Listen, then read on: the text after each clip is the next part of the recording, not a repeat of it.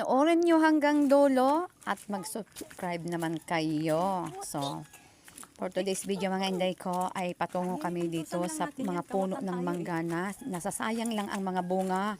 Dahil nga mga idol ko ay dito ang mga mangga ay hindi na talaga pinapansin. Sa sobrang dami ng bunga ng mga ito ay wala nang kumakain.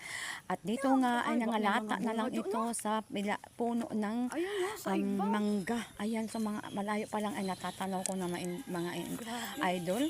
So ayan, dito nga ay ayan, dito pa lang ay nagkakalat na ang mga hinog na mangga. So ayan, kung habang papalapit nga ako ay na-excite na ako mga idol ko kung paano ko ito maipapakita sa inyo. At ito na nga, dito pa lang sa bungad ay makikita mo na kung gaano kahitik ang bunga ng puno ng mangga na ito mga idol ko ay sus, ganito lang talaga. So dito nga ay hiningi ko na ang aking lalagyan at ako'y mangunguha na dahil kagabi nga ay sobrang lakas ng hangin at ulan, kaya sabi ko ngayon ay maraming hinog na nahuhulog. So mga matitigas pa ay mga nahuhulog na.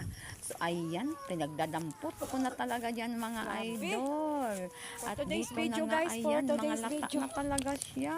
Ayan, oo.